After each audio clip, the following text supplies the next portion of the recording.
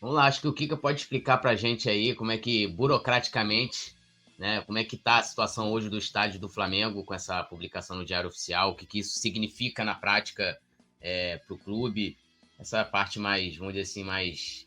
é, Pode ser chatinha para alguns, né, mas é extremamente importante da gente entender também. Bom, eu vou tentar resumir. O terreno está sendo desapropriado e vai ser leiloado, tá?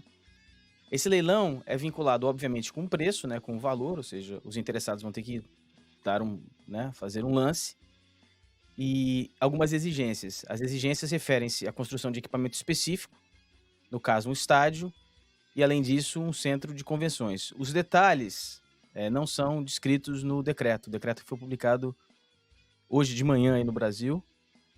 Os detalhes são omitidos no decreto e vão ficar para o edital do leilão, que deve sair nos próximos 30 dias.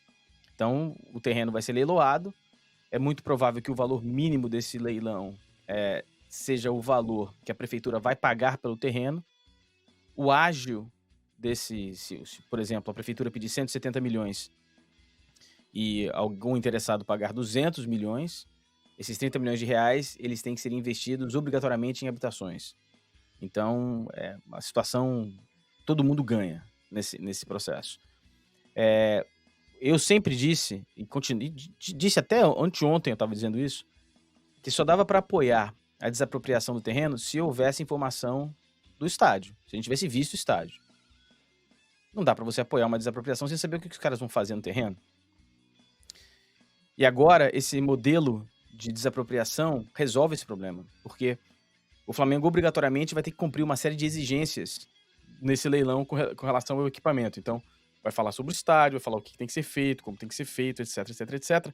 E o Flamengo, ou qualquer outro interessado, vai ter que cumprir essas exigências. Então, a informação vai ser pública de qualquer maneira. Então, eu acho que é bom para todo mundo. A Caixa Econômica Federal, a gente obteve a informação que, como administradora do fundo, proprietária do terreno, ela estava desmembrando o terreno em 4, ia dividir o terreno em 4, portanto, ia vender ao longo do tempo, não seria uma venda agora, ou seja, desapropriando, ela vai receber à vista. A prefeitura vai ter a área desenvolvida como ela queria, e o Flamengo, se ganhar o leilão, ganha o terreno para fazer o seu estádio. Ou seja, todo mundo ganha nesse processo. Ficou muito claro, né, que não tem nenhum benefício, o Flamengo não está ganhando o terreno, é uma coisa bem feita, uma estrutura bem feita. Até agora, obviamente, né, eu estou assumindo aqui que tudo foi feito perfeitamente, seguindo todos os trâmites burocráticos, né, perfeitos. Se tudo for feito dessa maneira, é uma maneira muito elegante de resolver o problema, onde todo mundo está ganhando. E só até para a gente ter mais uma clareza, então, assim, eles colocaram como, né, tem um objetivo específico lá, que é a questão do estádio, então, assim, não é qualquer empresa ou, vamos supor, sei lá, um bilionário quiser chegar lá e participar do leilão, isso aí limita bastante, assim, para o Flamengo, né, no caso de que o clube tem também o objetivo de construir um equipamento para poder jogar. Sim e não, porque você pode ter um interessado que queira fazer um estádio.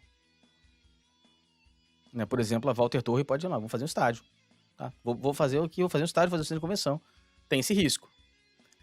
A gente não sabe se no detalhe do leilão vai haver mais explicações e mais exigências. Por exemplo, estar vinculado com o time do Rio de Janeiro. Pode acontecer dessa maneira. Mas, em princípio, tem um risco. É um leilão aberto. Senão, E qual é a não precisava do leilão, estimativa né? desse valor, Kika? Existe alguma estimativa desse valor? Você consegue, pela Existe. tua experiência no ramo, palpitar? Existe. O valor contábil do terreno registrado pelo fundo é de 176 milhões de reais. O fundo de investimento fez um levantamento comparativo usando a tabela FIP, que coloca o valor desse terreno em 240 milhões de reais. Olhando para a desapropriação anterior que foi feita no Terminal Gentileza, foi pago pelaquela parte do terreno 40 milhões de reais, o que dá algo em torno de R$ 1.500 o metro quadrado. O fundo acionou a prefeitura na justiça, cobrando 52 milhões de reais, ou seja, algo em torno de R$ 2.000 o metro quadrado.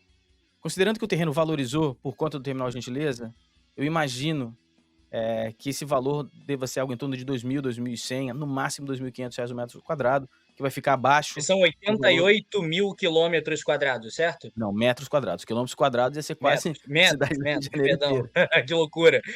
Claro, metros quadrados, 88 mil quilômetros quadrados. Seriam cento e Não, tantos tá aí. errado. Na matéria do Lauro Jardim, ele fala em 88, tá errado. São 86.500 Ah, é? metros quadrados. O que vai dar mais ou menos aí entre 170 milhões. 170 milhões são R$2.000 o metro quadrado. E 240 milhões. Deve ficar nesse valor. Deve ser o valor mínimo do leilão, vai ser algo em torno disso. A capacidade do estádio, eu vi o pessoal falar que 80 mil, que seria o maior estádio, não sei o que lá. Não dá para saber. A gente precisa entender uma coisa fundamental. Num processo de desenvolvimento de um negócio dessa magnitude, a compra do terreno normalmente é o fator menos complicado, né? No caso aí foi um pouco mais complicado por causa da propriedade, de quem é o dono do terreno, teve alguns complicadores, teve a questão da dívida da prefeitura, mas num processo normal, a compra do terreno é o processo mais fácil. A aprovação de um complexo dessa magnitude é muito mais complexo. A capacidade do estádio vai referir-se ao que é aprovável no local. Há uma megalomania flamenguista de achar que o estádio tem que ser para mais de 100 mil. Isso já arrefeceu, né? Algumas semanas atrás já se falava em 100 mil ou mais de 100 mil, agora fala-se em 80 mil porque já foi veiculado esse número. A questão é o tamanho do estádio. Desculpa te cortar aqui, hoje nós estivemos no terreno, lá no gasômetro, fizemos uma live muito legal, a gente botou a galera para falar, né? Nas ruas do Rio de Janeiro tá todo mundo com a camisa do Flamengo após a vitória no Fla-Flu, com a liderança, é um negócio impressionante. E lá, aliás, tá lindo o Terminal Gentileza, a região ela é outra, visualmente está muito bonita, de fato, valorizou-se mesmo. Com toda a justiça, e a gente fica imaginando que vai ser essa região daqui a 6, 7 anos, sei lá quando. Aliás, a gente vai falar sobre tempo de construção também. E aí, um torcedor do Flamengo, você falou da megalomania rubro-negra, a gente perguntou, cara, na sua opinião, e um torcedor bem sensato, assim, o cara falando bem de futebol e tal, ele falou, cara, pra mim tem que ter 130 mil pessoas. E aí eu queria que você explicasse por quê, até porque muita gente mantém essa opinião, que tem que ser mais do que 100 mil, a capacidade. Por que, eventualmente, o Flamengo recue um pouco, inclusive já se fala na casa dos 80 mil, que já seria o maior estádio do Brasil, né, Kika? Bom, vamos lá. Eu vou responder perguntando. Se houvesse um estádio lá para 150 mil pessoas e o valor do ingresso fosse R$10, o estádio ia lotar? Lotar? Ia, com certeza. Pois é. Por que o Ninho do Urubu nunca lotou? A Ilha do Urubu nunca lotou? Ou lotou pouquíssimas vezes? Era muito caro. Era caro, é difícil a chegada, a saída, o lugar é um pouco complicado, a frequência do público, né? A cultura do carioca é muito de Maracanã, que é muito central, muito fácil de ir, de voltar. A ilha não era o melhor lugar nesse sentido. Por que nunca lotou, Túlio? Lá é isso que o Rafa falou. Os preços eram muito caros, o caminho também era... A acessibilidade lá era muito ruim, local de muito trânsito. Agora imaginem... Para ir de todas as maneiras, tanto transporte público como de carro particular também. Agora imaginem um estádio ali no gasômetro para 40 mil pessoas. Só deu para fazer 40 mil pessoas por alguma razão que a gente não saiba. E o preço do ingresso é de R$600. Vai lotar?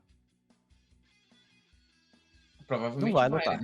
Não vai lotar. R$40.600 é claro que não, né? Isso aí nem, talvez na Noruega lotasse, na Suécia, no Brasil não vai acontecer. O tamanho de estádio é o resultado de uma equação que inclui o preço do ingresso, a localização e o acesso e a demanda. A demanda A, no Rio de Janeiro A para o Flamengo, óbvio. O que vai determinar o tamanho do estádio é a aprovação ali da prefeitura e o preço que o Flamengo quer, vai precisar cobrar para pagar o investimento no estádio. Então, a galera fala, vamos fazer aí um novo Allianz Munique aqui, né? Com aquele estádio caríssimo, com gramado retrátil, aquelas coisas. Tá bom, pode fazer. O ingresso vai custar mais caro, porque vai ter que pagar isso.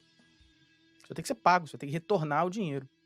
Então, o tamanho é uma equação extremamente complexa que inclui o valor que o clube quer. Porque você não quer fazer um estádio para 80 mil pessoas e ter sempre 40 mil pessoas. Se tiver só 40 mil pessoas, o negócio deu errado. O estádio tem que estar lotado.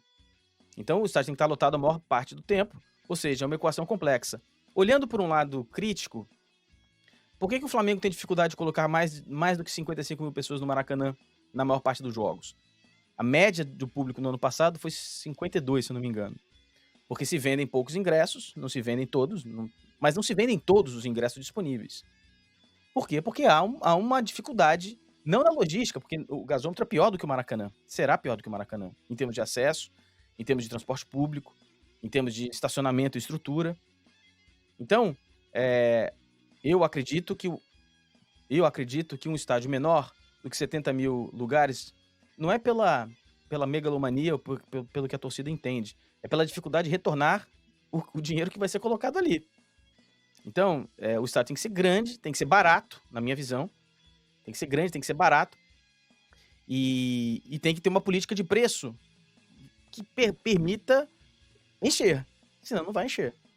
Me parece que o número entre 70, 80, 85 é o número ideal. Quanto mais próximo do 85, mais difícil vai ser esse negócio que o negócio feche. E tem uma questão também, né, o que você pode até falar melhor, que é a questão do estádio mesmo, né, do projeto ali, de capacidade, vai ter cadeira, sei lá, atrás dos gols, não vai ter, que até são coisas que impactam, né, no valor também do ingresso, tudo isso aí vai ser muito importante, né, porque se você fizer um estádio muito luxuoso, e a depender, aí teria que fazer um estudo, né, se você está falando na questão do retorno, né, de renda, de grana do que foi investido ali, você vai fazer algo igual o Corinthians, mármore de não sei o que, essa coisa toda, vai ficando cada vez mais caro. Claro. Um estádio mais raiz, né, entre aspas, você tem a possibilidade, de repente, de fazer preços mais acessíveis. Exato. Eu tenho uma visão, Túlio, eu não sei como você pensa, como os nossos amigos pensam aí no chat. Eu sou um cara que visitei estádios pelo mundo inteiro. As melhores experiências que eu tive em estádio foram em estádios simples. Pode ter sido coincidência ou não, mas foram estádios simples. O Signal Iduna Park é um estádio simples.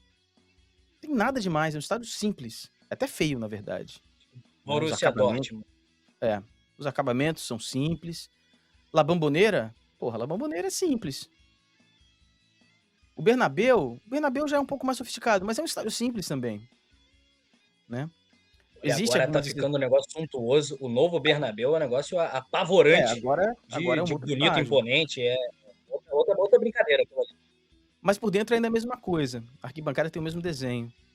Há exceções, grandes experiências em estádios mais sofisticados. Mas o efeito... Porque o seguinte, na verdade, a minha opinião é o seguinte, eu tô cagando e andando pro quão bonito o estádio é. A pesquisa que eu trabalho não é para fazer um estádio bonito. É para fazer um estádio que funcione para ajudar o time da casa. Porque o Túlio pegou, o Penidinho talvez não tenha pego. Mas quando a gente ia no Maracanã, quando era moleque, a gente não ia pra ver o jogo. A gente ia pra jogar como torcedor. A gente ia lá pra deixar o pulmão no estádio, a gente sabia que o estádio nos ajudava. Quem foi no Maracanã antigo mesmo, sabia que não dava pra conversar dentro do estádio. Não tinha conversa no estádio. Você não conseguia ouvir a pessoa do seu lado. Então, o estádio trabalhava para ajudar na sua participação como torcedor. Hoje o Maracanã trabalha de maneira reversa. Trabalha para eliminar a sua participação como torcedor do estádio. Porque você conversa normalmente, você fala no celular dentro do Maracanã. O Penidinho, não sei se o Penidinho chegou a visitar as cabines do Maracanã antigo, né, onde o tio dele... Muito. trabalhava. Ali eu me apaixonei pelo futebol, ali todo o meu destino foi traçado. Eu me lembro claramente, eu tive a oportunidade de ir 2 vezes na cabine, no Torcedores do Futuro, com José Carlos Araújo. Né? Ficava lá assistindo o jogo, né? E eu me lembro que para começar a funcionar, né, pra gente começar, os caras começarem a trabalhar ali na parte do rádio, tinha que estar a porra toda fechada, porque senão não dava pra ouvir porra nenhuma.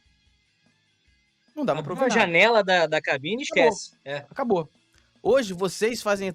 E a cabine tremia. A cabine chacoalhava no negócio de maluco. Pendurada assim, ó, na parte de baixo. Hoje o Maracanã não treme, não pulsa mais daquele jeito, não treme igual, não.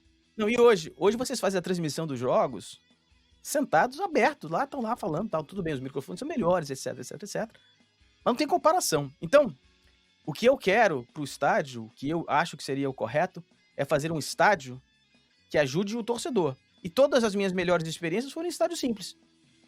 Não foram, com algumas exceções. Por exemplo, Deixa eu te falar. O novo estádio do Besiktas, É um estádio mais sofisticado, mas também foi uma das melhores experiências que eu tive dentro do estádio. Você foi no Turkish Telecom, que depois eu acho que mudou Fui. de nome, do Galatasaray, Mano, que eu acho que foi. foi citado em algumas pesquisas como o de maior decibéis, né? Onde o É, barulho é maior, o estádio mais barulhento da é o Europa e estádio tal. A mais gente fez barulhento até, do mundo. É o estádio mais barulhento do mundo Hã. porque, essencialmente, são 4 conchas acústicas.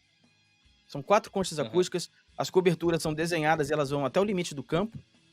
É uma só, né? Mas elas têm um desenho, são desenho por 4 lados e refletem todo o som para dentro do campo, e é um estádio para menos de 50 mil pessoas.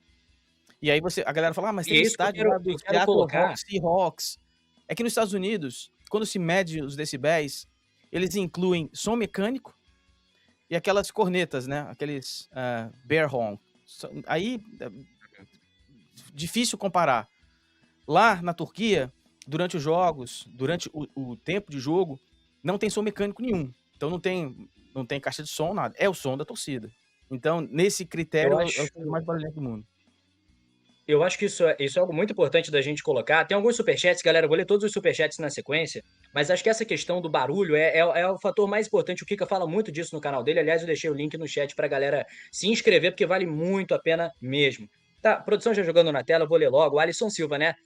Brincando com a Fernanda Lobac, nosso inscrito, falando que tem que ser Arena Fernanda Lobac. O Juan, produção, joga na tela também, que o Juan tá falando aqui, pro estádio para 80 mil. Ok, aceito, mas tem que ser climatizado, em 10 anos vai ser desumano o calor do Rio de Janeiro, e campo retrátil é investimento que trará retorno com shows. O Alisson dá a excelente notícia que a gente comemora junto contigo, Alisson. O filhão teve alta, a gente fica muito feliz, está 100%, se recuperou da pneumonia. Legal, Alisson, um abraço para ele. E saudações rubro-negras. Essa questão, né, do barulho, porque muitas vezes existem arenas, mesmo no Brasil, né, como a Arena da Baixada, que chama muito atenção, um estádio muito barulhento, de uma acústica muito pesada. Às vezes 40 mil num estádio que tem essa acústica, como o Kika está falando, esse estádio é mais capaz de fazer pressão dentro do campo, de incomodar o jogador. Tem a questão do incômodo visual, que o Kika fala muito também, ele pode explicar o que é na sequência. Eu acho que o Flamengo tem que pensar nisso e ter como referências na hora de construir o seu estádio, exatamente, estádios como esse do Galatasaray, que a gente está falando, do Besiktas, ambos na Turquia. A própria Arena da Baixada, que eu te pergunto, é o grande case de sucesso aqui no Brasil, onde o clube achou a medida de um estádio que vai conseguir ajudá-lo a fazer um mando de campo forte demais, a ponto de ser difícil de jogar contra? É um case de sucesso em todos os aspectos, na parte financeira, na parte acústica. Puta estádio.